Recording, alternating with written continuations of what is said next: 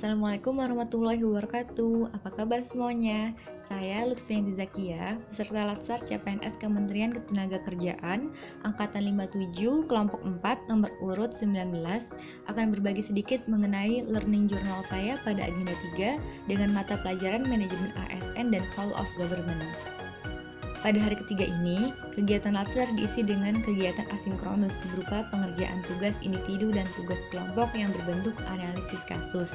Dalam tugas individu, saya mengambil kasus reformasi birokrasi manajemen SDM aparatur sipil negara untuk topik manajemen ASN. Pada 15 Januari 2014, Presiden Indonesia mengesahkan Undang-Undang Nomor 5 Tahun 2014 tentang Aparatur Sipil Negara. Undang-undang ini dirilis untuk memastikan diselenggarakannya sistem manajemen ASN yang berlandaskan sistem merit. Adapun yang dimaksud dengan sistem merit adalah kebijakan dan manajemen ASN yang berdasarkan pada kualifikasi, kompetensi, dan kinerja secara adil dan wajar dengan tanpa membedakan latar belakang politik, ras, warna kulit, agama, asal-usul, jenis kelamin, status pernikahan, umur, atau kondisi kecacatan.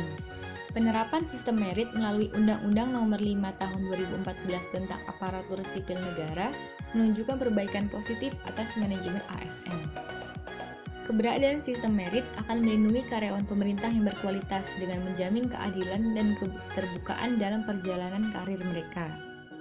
Di sisi lain, sistem merit akan mengeliminasi karyawan pemerintah yang tidak kompeten. Pembenahan manajemen aparatur sipil negara kemudian akan memperbaiki kualitas pelayanan pemerintah kepada masyarakat. Hal ini akan memberikan dampak baik tidak hanya bagi instansi pemerintah, namun juga seluruh masyarakat Indonesia.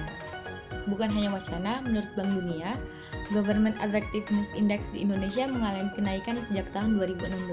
Selain itu, tingkat Government Effectiveness Index di Indonesia berada di atas rata-rata dunia mulai tahun 2016. Hal ini menunjukkan bahwa penerapan sistem merit memang membawa perubahan bagi birokrasi di Indonesia ke jalan yang lebih baik.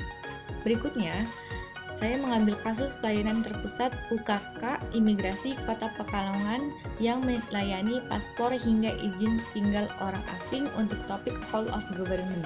Pada November 2020, unit kerjasama keimigrasian atau UKK Kota Pekalongan dibuka dengan pemantauan dari Wali Kota Pekalongan, Sailani Mahfud.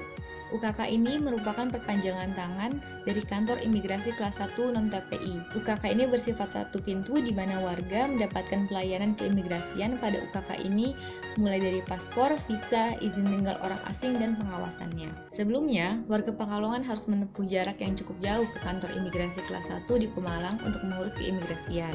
Dengan adanya UKK ini, warga tidak perlu jauh-jauh ke Pemalang dan proses pengurusan dokumen keimigrasian menjadi semakin mudah dan dekat. Pendirian one-stop service di UKK Pekalongan menunjukkan penerapan Whole of Government dalam bentuk pelayanan administratif. UKK Pekalongan menyatukan beberapa pelayanan yang sebelumnya diselesaikan pada tempat terpisah menjadi dapat diselesaikan di satu gedung UKK Pekalongan.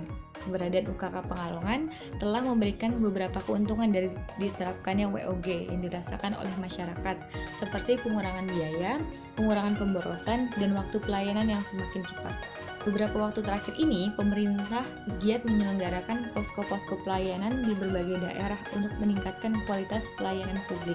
Bukan hanya perihal keimigrasian, beberapa posko sejenis juga didirikan oleh berbagai instansi pemerintah, mulai dari urusan administratif kewarganegaraan di tingkat kelurahan, pelayanan kepolisian, ketenagakerjaan, keimigrasian, dan sebagainya.